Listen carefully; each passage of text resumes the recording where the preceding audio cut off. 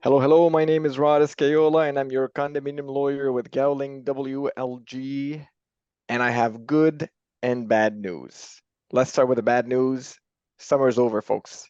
And you know summer's over. The first sign that summer's about to be over is when the Ontario peaches come out to your grocery stores. When that happens, it's a glorious and happy day in my stomach, but it's a sad day in my heart because I know summer's over after that. The good news is that the Condo Adviser webinar are back. So that's the good news.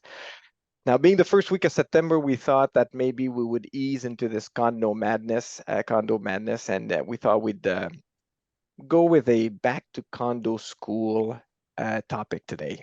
It's going to be a fast pace, all condo things, basically a back to the basics kind of refresher. But you need to pass this episode to be able to move on to the next episodes. And you have to take notes because there's an exam at the end of this webinar. Okay, so to be able to get our engines warmed up again and to refresh our memory about all condo matters, we stop at nothing. We went and we got you the best teachers out there in the industry. We looked high and low, and mostly low. They were hiding because it was summertime. And we got some of your favorites, I'm sure. So first and foremost, we have Josée Deslongchamps. She's with the Condo Management Group in Ottawa, the mother hen of the condo industry in this neck of the woods. And the question to introduce our panelists tonight is, well, initially I was going to ask, what's your least favorite class? But everybody hated gym class apparently, except Graham.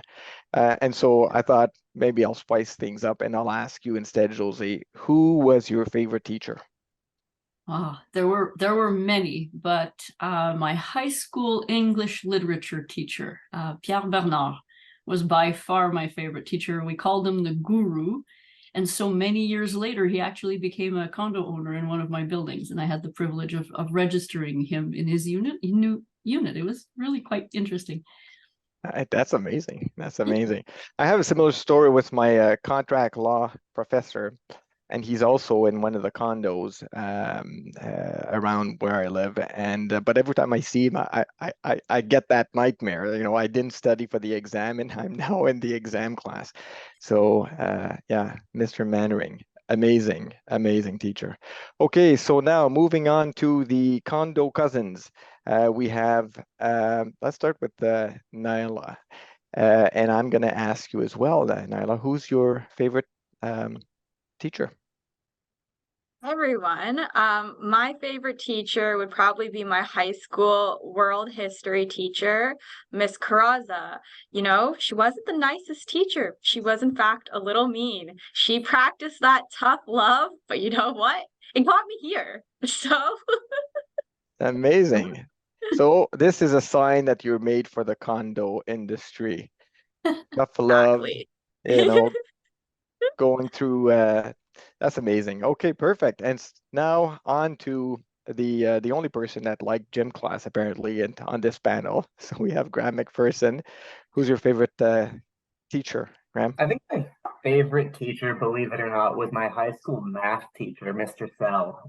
The guy really loves math. Like it's impossible not to get excited about numbers when he's talking.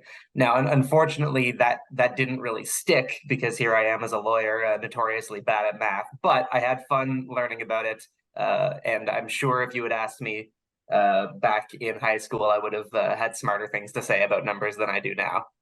Nice. Okay, perfect. So everybody's excited to be back. We have a lot of activity on the chat, people introducing themselves. That's amazing.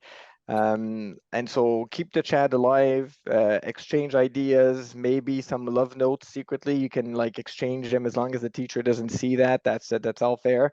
If you put a question in the Q&A, it may be difficult for us to see it. And so if you have a burning question, you should probably put it in, if you put it in the chat, we may lose sight of it because it's going to go up. If you put it in the Q&A, we may get to see it, and it's easier for us to just ignore it when we know it's a question and we're just deciding, no, but seriously, if you put it in the Q&A, we may get to see it. If we have time, we'll answer it. I see there's already a question, so we'll have to see what that one's about.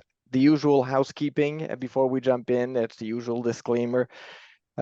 So keep in mind that if you're watching this webinar from far away and abroad, this webinar is really Ontario-centric. So all the reference to legislation are references to Ontario legislation. Also, please keep in mind that the information we're providing you is as accurate as possible, but most importantly, as accurate as possible on September 6, 2023. So if you're watching this later on, when we upload it to our website, it may be a bit stale. Speaking of uploading, we have yet to upload the last 2 episodes, and that's because we're having some technical difficulties that I'm working on, and it apparently one of the ones that we didn't upload is a favorite. Everybody wants to know, when are you going to upload the "Is it time to change your condo manager?" It's truly a technical issue. It's not the management industry that is like sort of sending me demand letters telling me not to upload it. So we're still working on that. I'm sorry, but Nothing eventually. to do with it. Nothing. That's right. The lobby, they got a strong lobby, I gotta tell you. Okay, so what else do we got here? That's it. That's about it, I think. Okay, and whatever information we share today is information that's just general in nature. So if you really have a burning question, you should really consult with your experts. They're the best ones to answer your questions and give you an answer that's tailored to your needs. Okay, wonderful, fantastic. We're done with the boring part, and now we're going to jump into the class, the first class, which will be substitute teacher Grim McPherson. So Grim, this is, by the way, our most read condo blog ever. Who is responsible to repair a unit after water damage? And so once and for all, Mr. McPherson, who's responsible? In true lawyer fashion, to the surprise of no one, I must answer that it depends. But I'm not surprised to hear this is our most read blog, in that I think this is one of the most common questions that at least I receive is, there's been damage by water or something else. Who's responsible for it? The condo or the owner whose unit it's affected? And the starting point that here's a little look inside the brain of a lawyer when we get these questions. The starting point is always to start at the Condominium Act and kind of work your way down from there. And so the starting point, we look at Section 89 of the Act that tells us that subject to Section 91 and 123, which we'll get to in a minute, but subject to those, the corporation shall repair units and common elements after damage. However, Section 91 says that the declaration can alter that obligation to maintain or repair after damage as set out in the Act. And it can include that each owner will repair their unit after damage. So what the Act is doing there is saying that unless your declaration says otherwise, the default setting is that the corporation will be responsible for those repairs, but you can change that with your declaration. And I've got to be honest, it is few and far between for the declaration to not alter that. In most circumstances, the owner is responsible to repair their unit. But again, this is why I say it depends. Every declaration is different. Every condominium is different. So you have to check your governing documents. Now, in addition to the declaration, which will set out who's responsible to repair what, there may also be a question of, to what extent are you responsible to repair, or how much of it, or what portion of it is yours to repair versus the corporation's.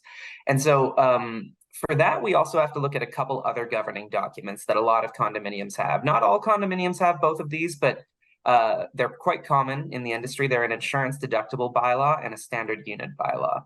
Now, Rod, I know we're talking about insurance down the road, so.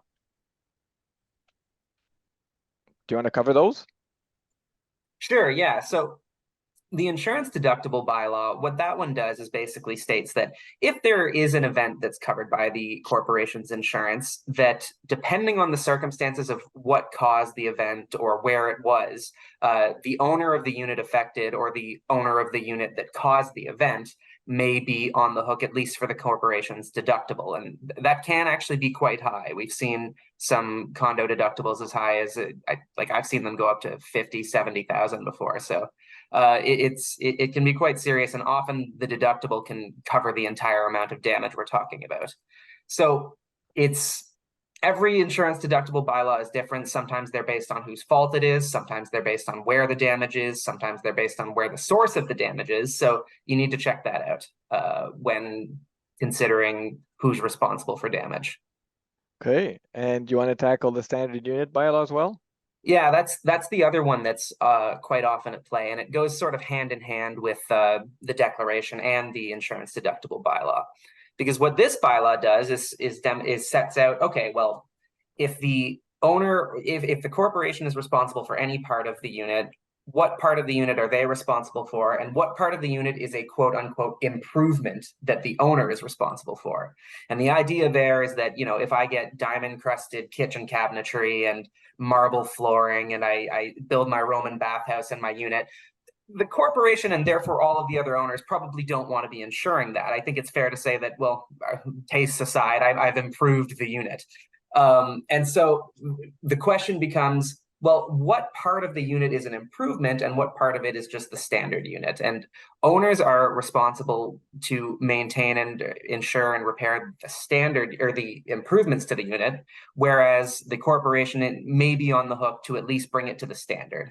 And so your standard unit bylaw might say we cover carpeting and the drywall and we don't cover cabinetry, which would mean that you may either, if something goes wrong and your unit is severely damaged, you may either decide that you'll just get it brought back up to standard, or the corporation could maybe cut you a check as to, you know, this is how much it would have costed to put in shag carpet rather than your Roman marble, so you can make up the difference.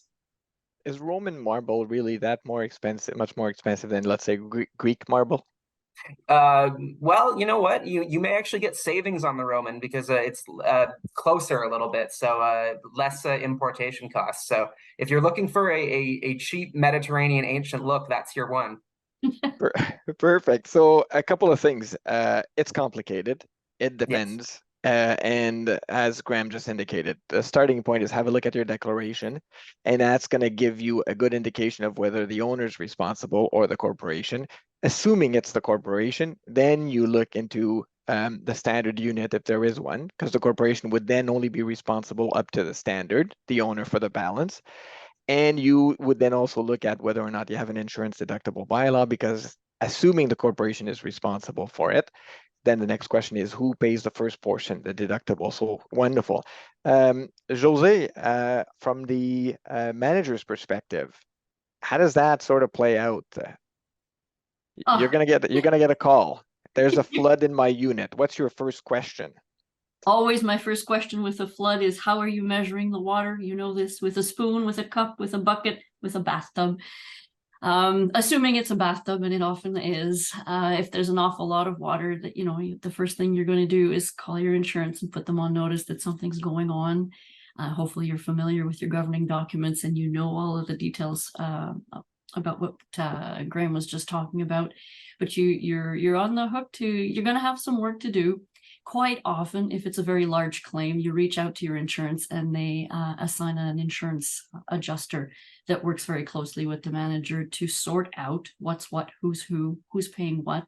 Sometimes it's complicated even by the fact that there's a tenant in the unit, so there's a third level of insurance on top of the condo, the owner, and now you have the tenant's insurance. It can be quite convoluted. It's always a fun time. You know, the first thing to remember always is when there's an incident and there's a report, keep notes, keep track of everything, make sure you have everything documented, and stay organized. But it does happen quite a bit. Wow, that triggered a lot of questions, Jose, on the in the chat. Oh, and how did CMG's logo appear on my slides? I guess we know which PowerPoint presentation I stole it from. Okay, next question, Nyla. We're going to turn to you. But from the number of questions we got on the in the chat, I think we need another episode on insurance. And in fact, our last episode on insurance goes back to 2021, so we may want to revisit that. Nyla, can we still do virtual meetings? So the answer here unlike Mr. McPherson's, is very simple because the answer here is yes, as you'll see on the screen. So basically what happened here was back in April of this year of 2023, Ontario sought to introduce a bunch of changes into the Condo Act, essentially to make it a little bit more flexible in terms of implementing virtual or hybrid meetings. And this was through this bill 91 with a great name. It's called Less Red Tape, Stronger Economy Act. As of June, the bill received royal assent, which means that as of October 1st, 2023, the act is going to be amended to essentially allow corporations to conduct these meetings. To allow I thought I was being cut off here. I was like, is my time up? To allow corporations to conduct these meetings virtually or have hybrid meetings, and to also conduct their voting either virtually or in hybrid form without any requirement for a bylaw to authorize that. So right now in the Act, we have temporary provisions that are allowing for virtual and hybrid meetings, but that's all to say that as of October 1st, these are going to become permanent changes within the Condo Act. So yes, you will be able to host virtual and hybrid meetings. So what we've done, and I wanted to just like spring it on you, Nyla, but you've actually covered it. I've added all sorts of slides in your section. But you've covered it, right? So you'll be able to hold virtual meetings. You'll be able to vote electronically. You've talked about that. I think one maybe that you haven't yet covered is you'll be able, or maybe I got distracted with the phone call that came in.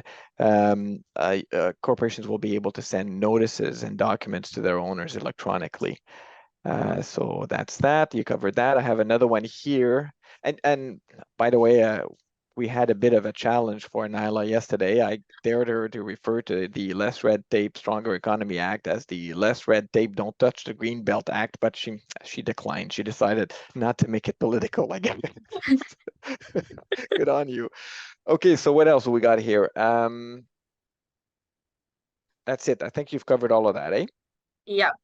What's interesting, something that I found incredibly interesting is that voting will be allowed by electronic ballots, by phone, and by other means, and then they list the other means. And one of the means that is listed there, believe it or not, folks, is fax. The fax made it to the Less Red Tape, Stronger Economy Act. That's an old habit that you just can't shake. Okay. After the webinar, Nyla, I'll explain to you what a fax used to be. Okay, thank you. Okay, so now moving on, EV chargers. Do I need a bylaw or do I need an EV agreement is a question that we get quite often. And the answer is a resounding, you need an EV agreement. I realize that some people out there, the other condo firm in town maybe, or in your town, may be of the view that you could do it with a bylaw. In my view, that is not the proper way of doing it. And so just so for you to keep it in mind how that works, the installation of an EV station in a parking is it involves often a modification to the common elements. And so parking spots are often unitized, but we're going to install on the wall at the back, we're going to mount a charging station or a charger. We will be installing a conduit that's going to go from your parking spot all the way to a panel somewhere that is affixed to common elements. And in there's going to be wires. And then we're going to go all the way to the panel, and there may be an extra panel, there may be an extra breaker, there may be an extra transformer. All of these are modifications to the common elements because you don't own the wall in your garage or the columns and so on and so forth. Now, normally, modifications to common elements are done pursuant to Section 98 of the Condominium Act, and I think that Nyla will cover that a bit later on. But in the case of EVs, the exceptions is found in the regulation. So it's not Section 98 of the Condo Act that legislate or regulate the installation of a charging station. It's either Section 24.3 or 24.4 of the general regulation. Point 3 deals with installations made by the corporation. Point 4 deals with installation made by owners. Now, what you often end up implementing is a hybrid model. So what we often do, and to me that's the one that works the best, is the actual charger itself. You're going to put that in the 0.4 category, installed by the owner for the owner. But what you're going to do for the conduit and everything else that goes all the way to your electric grid, that's going to be, it's going to fall and be regulated by section 24.3. So basically a portion of the installation is by the condo corp and a portion is by the owner. This allows you to split the cost in a more efficient way, where the corporation may be responsible for the infrastructure cost and each owner who wants to opt in is responsible for their charger cost. At the end of the day, all of that is a common element, and it will likely all belong to the condo corporation because you want the condo corporation to control it. But by splitting it in the hybrid model, and maybe we should have another episode on that, it allows a better way of financing it, in my view. But I'm beside the point of this lesson plan.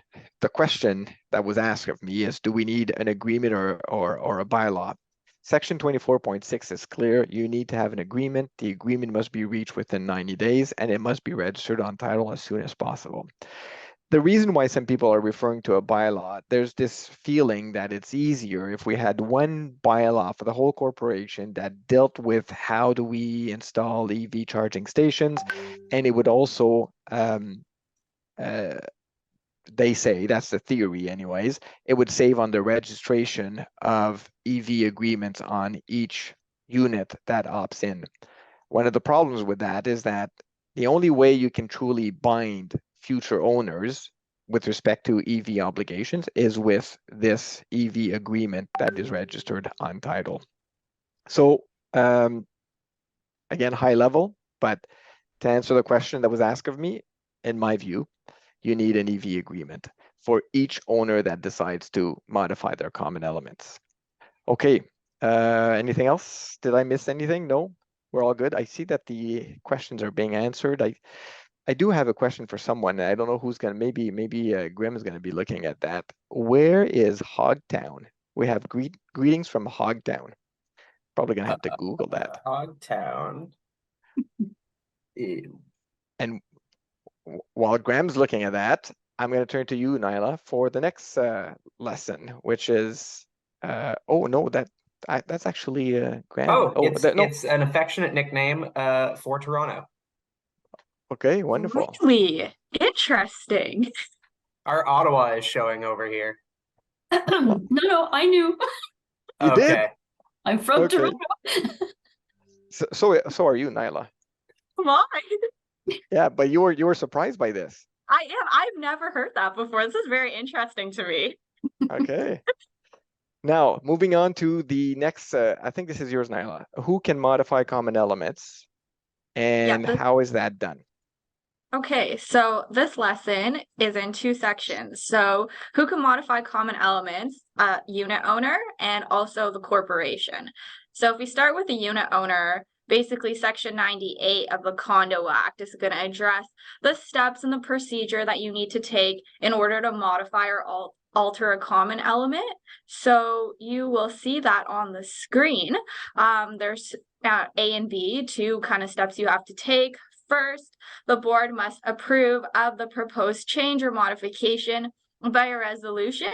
And then after that, you have to enter into a section 98 agreement with the corporation. So a section 98 agreement is essentially an agreement between the corporation and the unit owner that wants to modify or alter the common element. The agreement essentially is going to outline the specifics of the modification that's going to be made to the common element, and also allocate responsibilities for maintenance and repair of the modified common element. That agreement is then approved by the board and then signed by the board and the unit owner and then registered on title. And then you're good to go with that modification of a common element. Second part of the lesson. Yeah, no, don't jump in yet. Okay. So a couple of things. So what are we talking about when we're talking about an owner modifying common elements? I'll just give a couple of examples, but whether you're painting your parking lines green, that could be a modification to common elements. Don't ask why I have that example in my mind. Or if you wanted to modify the unit door, or let's say in a townhome setting, if you wanted to install a storm door, or any other examples, Jose, that you can think of? The unit door, the unit threshold to make it mobility accessible. Yeah. If Something too all, at a lot of townhomes is where the yard is part of the common elements. Sometimes we see people wanting to install generators, especially with all the power outages lately. oh, somebody is speaking from experience here. I thought you were I thought you were going to suggest that, and it's true as well. I mean, you're right. But another example would be if people wanted to install a deck in their common element yard. So all sorts of examples. And in all these cases, as Nyla indicated, you need to enter into a Section 98 agreement, and this agreement will bind this unit owner, but every future unit owner as well. Okay, perfect. So second part of the lesson, what if the modification is going to be made by the corporation? So if the corporation wants to modify a common element, there's 3 levels of consultation depending on the cost of the change. And you'll see those 3 levels on the slide. So the first one is when there's no consultation, meaning that the proposed change that the corporation wants to make is less than $1,000 or less than 1% of the annual budgeted common expenses, if the work is required for safety purposes or to prevent some sort of imminent danger from happening to the property, or to comply with a mutual use agreement. So that's when there's no consultation needed. The second one is when there's possible consultation when the project or the modification is more than $1,000, but then less than 10% of the budgeted common expenses. So in this case, notice must be given to unit owners, but the change is only submitted to a vote if it's requisitioned by owners of at least 15% of the registered units. So if it is submitted to a vote, then the change can only be implemented if at least 50% of the owners participating in that meeting are in favor of it. And then lastly, there's mandatory consultation if the cost of the change is more than 10% of the annual budgeted common expenses. So this is what we call a substantial change. So notice has to be given to the unit owners. The change has to be submitted to an automatic vote, and it's only implemented if the owners of at least 66% of the units vote in favor of it. So on our blog, the Condo Adviser blog, there is actually a handy dandy app to determine whether the common element modification is in fact a substantial change.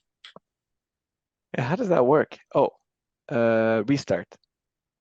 Okay, so this is how it would work, I guess. So if you look for the blog post, should condo owners vote on a change to common element, there's a bit of an explanation, a summary of what Nyla just presented, and then we have this beautiful app. It's a beautiful thing. And then you have to answer questions. Are you maintaining common elements? And that's going to answer one of the questions I saw like in the chat. So are you maintaining common elements, or are you repairing them after damage? And if you say, yes, I'm maintaining or repairing after damage, this is not a change. But if you had said no, then it brings you to the next question and so on and so forth. And it basically helps you sort of go through these 3 levels of no consultation if it's maintenance, to basic consultation, a change on notice, to a substantial consultation, just by answering these questions. Okay. And there was another question just tangentially, just in chat on the same topic that I think the question is, what if the project cost is over 10%, but it's going to be charged over a period of 5 years? And the answer for that one is we just consider what the project costs, even if you're not incurring it all that year. So just the total cost of the project. You can't get around that requirement of any sort of consultation by spreading the cost out. Right. And that is, in fact, in the legislation. It specifically says that in the legislation. Although, what did I see in the legislation that actually, let me see if I can retrace my steps. I was chatting with my good friend, Jason Rivet from Miller Thompson. Sometimes we call each other when we have questions. I saw something. Well, I won't be able to retrace my steps. Maybe I'll try to get back to that. And maybe I'll blog about it. our blog is kind of quiet because it's the summer. Okay, perfect. Anything else, Nyla, to add? No, that's about it. Okay, then we're gonna go to the next. Oh, I keep forgetting about you, Jose, because you're too quiet. What about you, Jose? Anything to add about modifications to common elements? Any sort of stories from the trenches?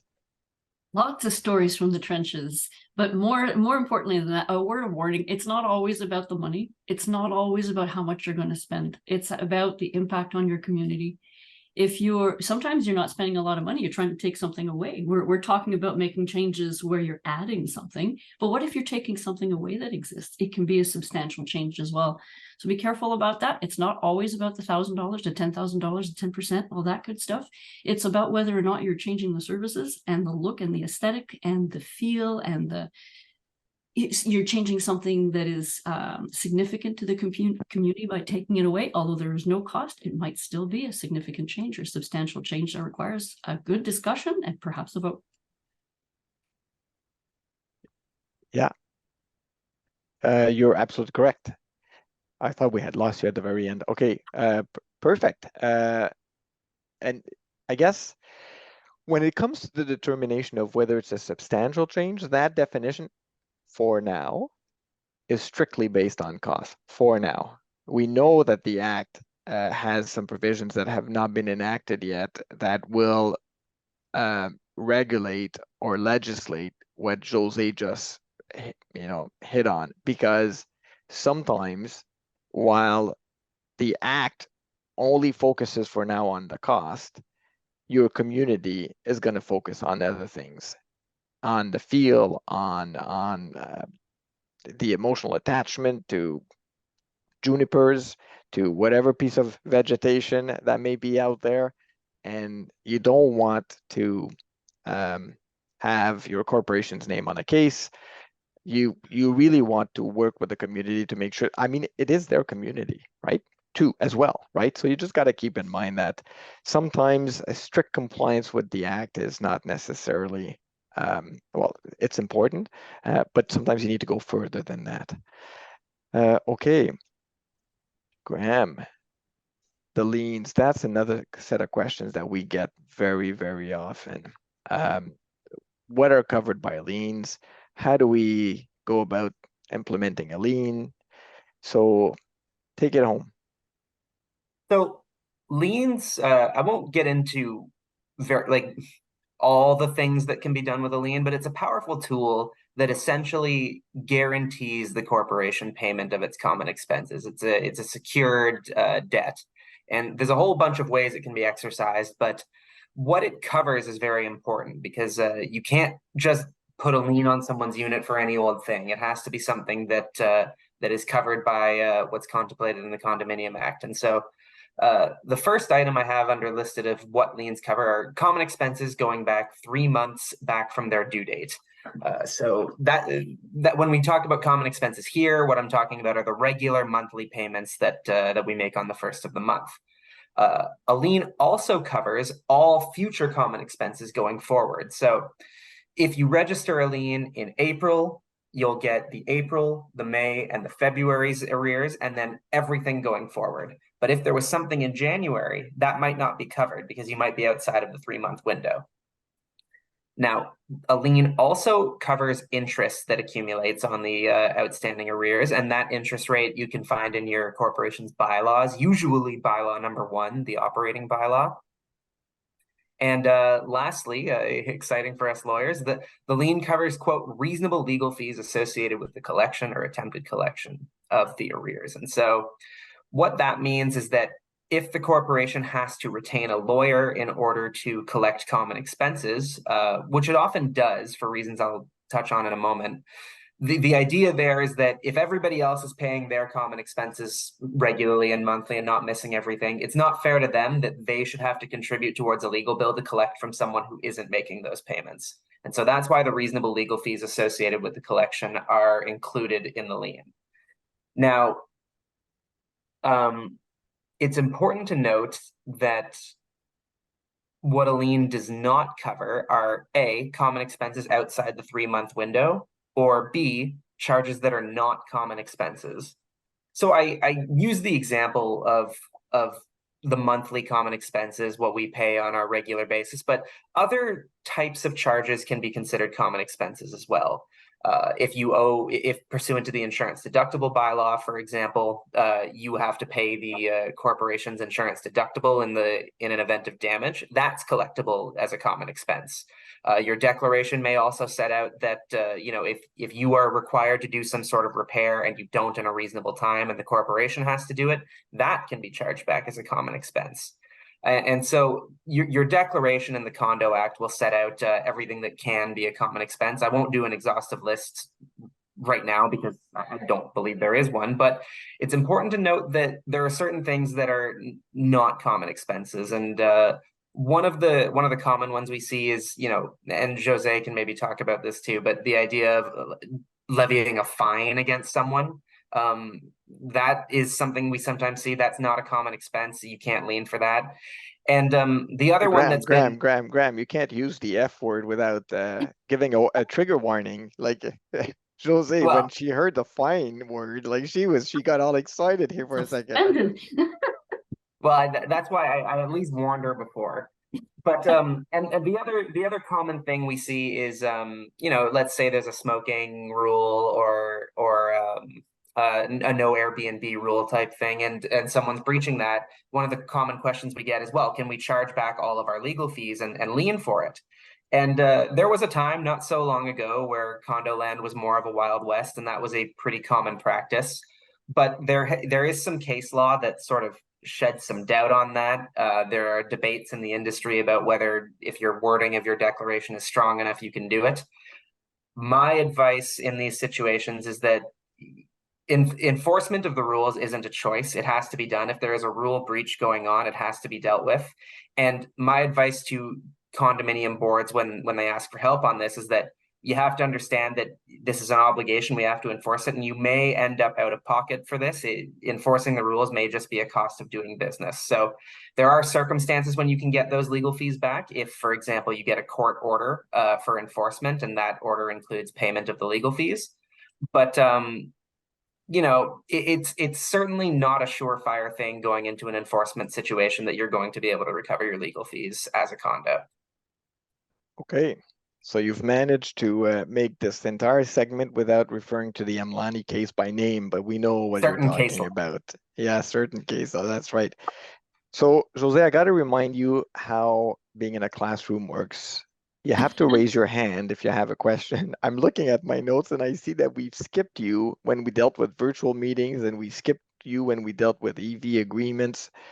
So that's not good. I'm feeling neglected. I am. I know, well, you got to raise your hand. So what about, can we maybe just go back just briefly? I'd like to hear maybe your take on virtual meetings versus in-person versus hybrid meetings, because as Nyla presented, we can continue with virtual meetings. The question may be, should we? And the question to you would be, what do people do out there? Are people now back to in person? Are people back to, God forbid, hybrid? Yeah, hybrid is so difficult. There are, for the most part in our portfolio, I'm seeing most of our boards are staying with the electronic meetings. They found over the last 3 years that we have better participation, we have higher quorums, we have the ability to reach out to owners who never came to meetings, who couldn't come to meetings. They're away, they're non-residents, or they're traveling, they're not available, and they don't want to come and spend 2 or 3 hours sitting in the room with people. So we've reached a larger segment of our communities, and that's good. In a lot of cases, our rooms were too small to accommodate everyone, and it was always a matter of, okay, well, you have 100 unit owners, they're all going to come with someone. It's 200 people, the room accommodates 50. This is not good. Hoping they don't come, but needing that they do come. It was always a bit strange. So, too hot, too crowded, all that good stuff. And the ability to show presentations on a screen, and to the AV, the audio visuals is so much better through electronic meetings. For the most part, they're staying that way. A few have tried the hybrid thing. That's so hard. That is so hard. You end up with 2 meetings. going on at the same time where people aren't talking to one another and they're not hearing it. Oh, it's hard. Not my favorite thing. Perhaps we'll be able to perfect it with time, but that's not something we've done well so far. So I think for the most part, the electronic meetings are here to stay. Yeah, I tend to agree. I'll tell you how I feel about hybrids next week, because I'm gonna have my first hybrid meeting against my better advice. So we'll see. We'll see how that goes. It's not an informal meeting, but it's a meeting where there's not going to be any votes. So we felt we could pull it off. Because to me, one of the challenges when you're doing hybrid is how do you ensure that registration is tight and reliable, and how do you ensure that there's no duplication of votes and that the vote is reliable. I mean, you're going to have people that are going to vote by proxy. Some people are going to vote electronically. Some people are going to put their ballot in the shoebox. And so how do you ensure that your voting system is robust and reliable? So that to me is a big concern. So next week, the meeting I'm going to attend next week has no vote. And so we thought, okay, well, let's try that. Okay, this is for that. How about very quickly, Jose, going to the EV agreements? How do you, if you just heard the bell, it's because it's almost supper time. Somebody's showing up for supper. Jose, how do you tackle EV installations in your portfolio? Uh-oh, I think we may have lost Jose and Graham. we did. Okay, well, it's just you and I. Okay, perfect. Well, we'll see what happens. Yeah, I would normally ask Graham to go and fish them out, but that's not going to happen. Let's see, what was the next? Are you dealing with this one? Family provisions? No, I'm Nope, not. that was Graham. Yeah, Okay, are you dealing with? I'm dealing with the last slide. Who can chair our AGM? Okay, so start with that, and I'll see if I can find a way to recover these two who are skipping class right now. Okay, well, we're at the last lesson. We're jumping around a bit. So this is who can chair our AGM. So for most other condo topics, the answer is in the Condo Act. But for this specific topic, the Condo Act does not provide any information on who can chair an AGM. So in this case, the place that you're going to find this answer is in your operating bylaw. So if you go to your operating bylaw, you're either going to find this answer in two places. The first place is going to be either under the section that deals with meeting of owners, or another section which deals with the duties and responsibilities of a president, a vice president, etc. So you'll see two examples that I have on the screen here. I fished them out from two different operating bylaws. In both these examples, this information was found under the duties and responsibilities of the president and the vice president. And you'll see that the language here is going to essentially tell you who can chair the meeting, what happens in the case of an absence, and or the delegation of that power. So if we look at the first example here, you see under section 7.04, the president can essentially chair the meeting. But if we continue to 7.05 of our example one, it basically says, when the president is absent, the vice president is going to assume their role and they're going to be able to be chair. The difference is, if we look at the second operating bylaw that we have here, the language is slightly different, because you'll see when present, the president shall, when present, be the chairperson at all meetings of the board and of the owners, or designate the chairperson at all such meetings. So you see here, there's a designation language within the second operating bylaw. So the difference is, in the first bylaw, the only people that can be chair here are president or vice president in the case that the president's absent. There's no ability to delegate here, whereas that ability exists within the language of the second operating bylaw. So in that case, in the operating bylaw number one, it's going to essentially move to a meeting, a vote of the owners, if the president or the vice president are absent, because that delegation language is not present. So in this case, it's important to kind of look at that language within your operating bylaw in determining who can be chair. Okay, wonderful. This is great. Great info. And in the meantime, I was like scrambling, and I managed to get the Grim back on the line on the phone, and I'm trying to fish Jose. And you know what happened, folks? I guess there's a major power outage in Orleans where the two of them live. Hello, back. Hello, Jose, and Wait, hello, did we Graham. lose Jose as well? Yeah, the two No, of you. that's an odd coincidence. Well, I think it has to do with the power. You're probably on the same power grid. And Jose, let me tell you why you lost power. You lost power because Graham had to change his AC this morning, and I think he probably went for I don't know. I don't know if you did it yourself, Graham, or what. I don't know what happened there.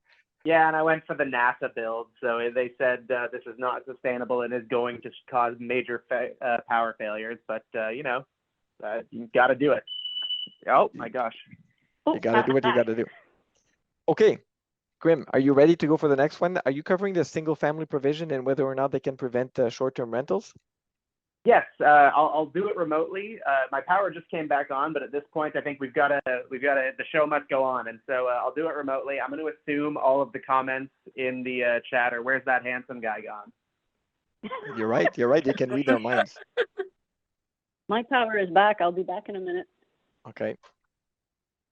So single family provision in a declaration is a pretty common thing we see. The declarations of a lot of condominiums will have a phrase that basically says the units are to be used as single family residential units and no other use is permitted. Something along that language. And so the question we run into a lot and that actually has been explored by the court is, if you have language like that in your declaration and it doesn't go any further, it doesn't say anything else, does that mean that something like Airbnb or short-term rentals is permitted? Are you allowed to do that if your units are to be only used as single-family residences? And the courts have weighed in on this, and I don't have the quote in front of me, but I believe there's a quote on the screen. And I can read it for you. So it basically says right. that single family use cannot be interpreted to include one's operation of a hotel-like business with units being offered to complete strangers on the internet on a repeated basis for a duration as short as a single night. A single family use is incompatible with the concept of check-in and check-out time and cancellation policies and security deposits and cleaning fees, etc., etc. So that was the good Justice Baudouin who wrote that in 2016. Yeah. But the point being that on its own, a single family residence provision in your declaration would be sufficient to prohibit something like short-term rentals on a kind of hoteling type basis. Now, there are other factors that may be at play. For example, if your declaration goes on to talk about the idea that, yeah, you can lease your unit for like a week or so, then in that circumstance, if the declaration goes on to talk about short-term rentals and implicitly allowing it, then, I mean, we're in a different scenario. Likewise, it may be that the declaration puts certain definitions or rules around what it means by single-family provision. So, again, as I've been doing all evening, you have to check what your governing documents say, but assuming your declaration doesn't explicitly kind of contradict that, something that can be useful is adopting a short-term residence rule rather than just relying on the single-family provision in your declaration. And the reason being is that with a rule, you can get much more specific. It's much less open to interpretation. You can set very concrete and easy to understand parameters about what's allowed and what's not allowed. And something we often get asked is, well, if it's in the declaration and then we have it in a rule, like is the rule somehow less enforceable or less impactful than the declaration? And it's not. Both are just as enforceable as one another. The only thing you have to make sure is that your rule doesn't contradict the declaration or do something that the declaration specifically says is not allowed.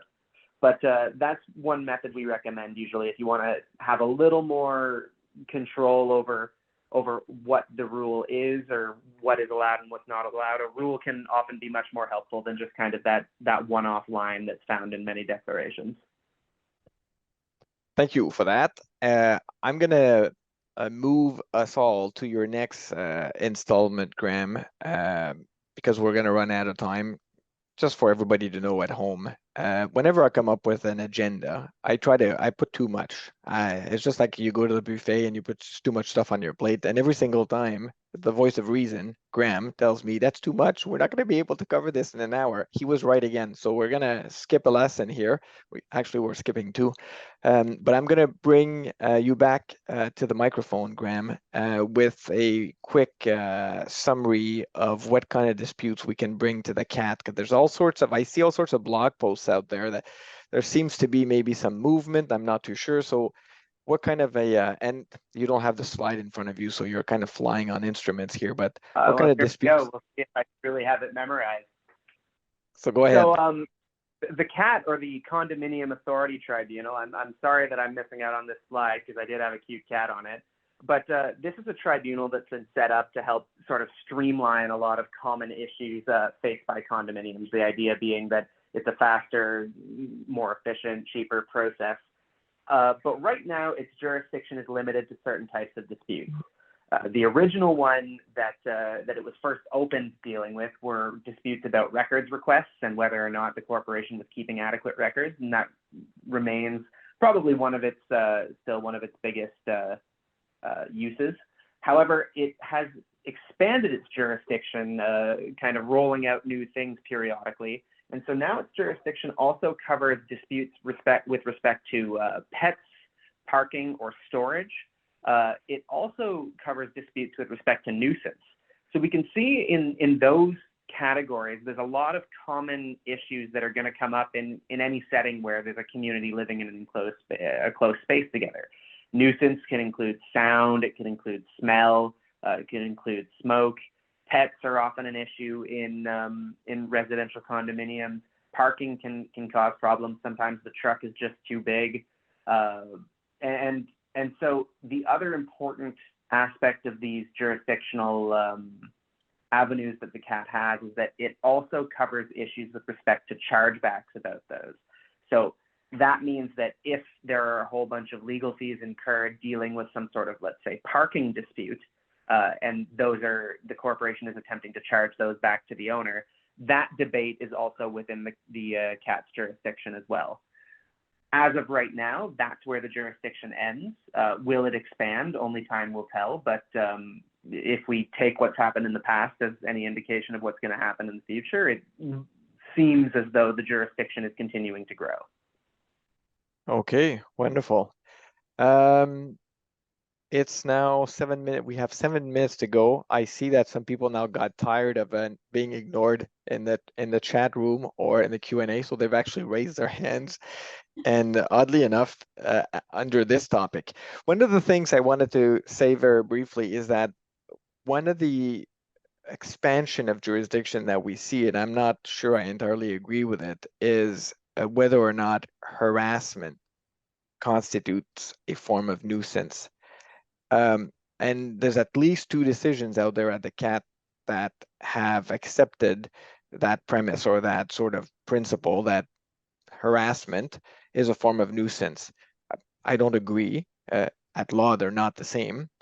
But I also question something else, and it's the CAT's ability to rule on it, even if it was in fact a nuisance, because the jurisdiction of the CAT with respect to nuisances is limited to nuisances that have been listed in the regulation or in the Act. It says prescribed nuisance, such as smoke, odor. Noise is not a prescribed one, but it is one. And so harassment is not one of those. But there seems to be sort of a bit of a door that the CAT is opening, and we'll have to see where that goes. I want to do something before I run out of time, and let's have a quick survey, very, very quick survey here. So unfortunately, I'm going to lower the hands that we have that are up, and I'm sorry about that, but what I'm going to do is we are going to ask you with a show of hands whether I'm going to run the various topics we covered today to see which ones we should have a whole webinar episode on, because I've seen more questions today than I've seen in any other recent webinar. So let's go over the topics that we have with a show of hand. Should we have a full episode on EV stations and agreements? So raise your hands. We see the hands are going up. And we're at 40 out of 90. Okay, what about if we now ask you a different one? I'm going to ask you this one now, which is what about insurance and who's responsible to repair after damage and what insurance is required? So another insurance episode. What do we got? Oh, never underestimate that good insurance episode. So we're at 48 out of 90. Okay, what's the next ones that we covered today? Let me go back to my agenda. How about virtual meetings and hybrid meetings? Let's see. Do we want another episode on virtual/hybrid meetings and how they're done and how that works? And yeah, I think we kind of flogged that one to death way back when, eh? Okay, so not a popular one. That may be on its last breath. Yeah, so sorry, Nyla, you had the boring topic, but you really delivered it very well. Let's see what else we got. Who can modify common elements? Raise your hand if you think that the modifications of common elements, if that's a topic worth exploring. Less, it seems, but we're at 30 out of 90. And then what's the next one we have is single family provisions and other sort of rental restrictions in the condo setting. So another rental tenant kind of thing episode. Let's see what we got. We had a recent-ish one, so maybe it's going to be less popular. Well, with 30 out of 90 are suckers for punishment. They want it again. Perfect. Okay, that's good. I wanted to have this, well, we might as well cover the CAT's jurisdiction and important recent cases at the CAT. Is that something, should we have like a good old case law fest? Okay, so we're at 30, 40, 45. Oh, come on, man. Mhm. So the most popular one, Is genuinely shocked because it goes French. what was that? You can tell when you are genuinely shocked because you default to French. That's true. That's true. Yes. So I'm surprised. Yeah. Okay, perfect. And I'm not going to ask the question, who's your favorite condo cousin yet, with a show of hand. We're going to save that for later when you get to know Nyla a bit more. Okay, fantastic. We got 1 minute left, folks. And so I'm just going to go around the table. I'm going to do my usual, if you have parting words before we part, obviously. So José Deslongchamps with the Condo Management Group, a very senior experience, but the friendliest of condo managers in Ottawa. Thank you so much for attending. And sorry, I kind of skipped over you a couple of times. We'll I have to had fix that. leave, as you could see. Oh my God. Yeah, I thought it was out of protest, actually. I So- left it off, but I'm back. Perfect. And José, any parting words for this year, the year ahead of us? It's getting old and it's getting boring, but my parting words are always the same. Be nice to one another. Be fair with one another. Look to see what's really happening. Listen to hear to listen. Really listen. Be nice. Keep your sense of humor and just do your best. Wonderful. That reminds me of your ask not what the condo can do for you, ask what you can do for your condo speech. Yeah. Was that from Yeah. you? Yes, it was. Nyla, parting words. What are we looking forward to this season? Drinking my liter of water per day. Wonderful. We'll keep you honest. We'll keep a tab on that. Thank you so much, Nyla. What about you, Grim? Have we lost him? Well, Oh. my past failure today is a living testament to the perhaps value of a generator. So if you are in a scenario where your board is prepared to consider such a thing, make sure you follow Section 98 of the Act. But hey, consider it, because it booted me out of a Zoom today. Look at that. Isn't that the irony of the whole thing? Oh, yeah. When asked, give us an example of a modification to common element. Well, maybe some people want a generator. So folks, we're going to start a GoFundMe page for the Grim to get a generator going in Orleans, Yeah, and I'm sure hopefully that'll garner lots of sympathy. and maybe we can stretch a power cord all the way to Jose's abode, which is likely in the same neighborhood-ish. We're not far from one another, so it can't be long there, Graham. Yeah, I mean, fair enough. Maybe we can make this thing happen. So thank you, everybody. Thank you so much for joining us tonight. It was a fun one, fun to put together, fun to see the various questions and to see how, oh yes, Wednesday, October 10th is actually the 11th. Okay, so it's going to be the 11th, I think. The reason is because we can't have one the first week. So it is the 11th. Thank you so much, Brian. So it's going to be the 11th of October. And that's going to be our next webinar, a topic to be determined, but I think it's going to be either insurance or the cat. And so that's it. You'll need to register again. To register, you will find the link on your favorite condo blog, which is at the webinar tab. And if you click on that, it's going to allow you to register for the next webinar. Okay, so thank you very much, everybody. Thanks for sticking around an extra 2 minutes. Time to have supper. And we'll see you on October 11th. Ignore what the slide says. It's going to be October 11th. Thanks so much. Have a great evening.